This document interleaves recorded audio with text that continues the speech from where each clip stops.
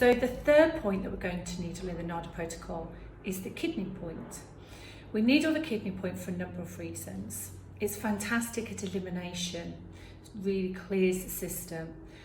But importantly, it's really great for fatigue patients, for yin deficient patients, anyone within mental health services or addiction services, they're going to be yin deficient. People's systems who are depleted, they're going to be yin deficient.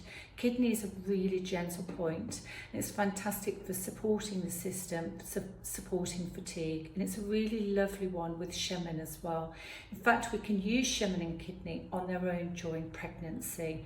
It's quite a gentle, safe point.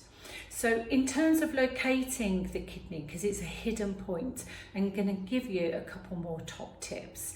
Again, what's really useful is to get our patient's head in the right positioning.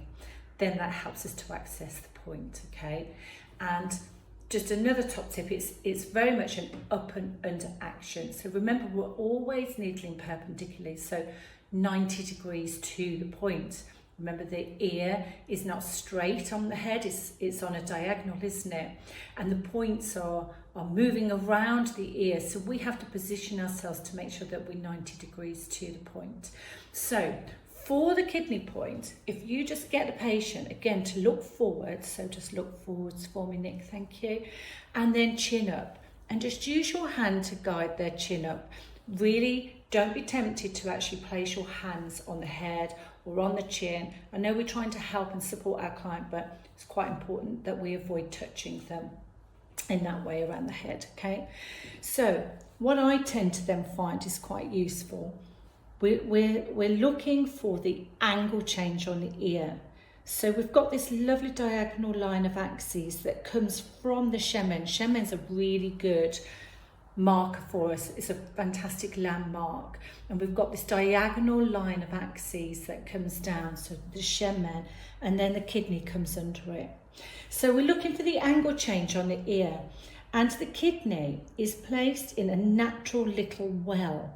So if I just pull the ear up like this, it really pronounces the angle change on the ear, so you can see where we're going. Now when we're needling the kidney, we're not actually going right into the concha wall, and we're not going right up into the antihelix either. We're going kind of in between them. Think of it as a skirting board. Okay, so we're going up and under into the skirting board, into the natural little well where you find the kidney point. On the diagonal line, use shaman as your landmark, okay?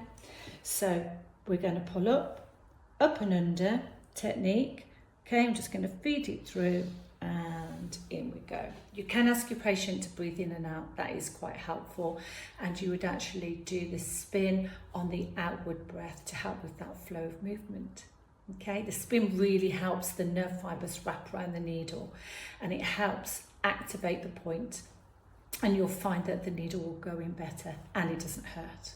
Top tip, patients don't like needles hurting. Okay, so the next point that we're going to be doing is the liver. See you in a minute.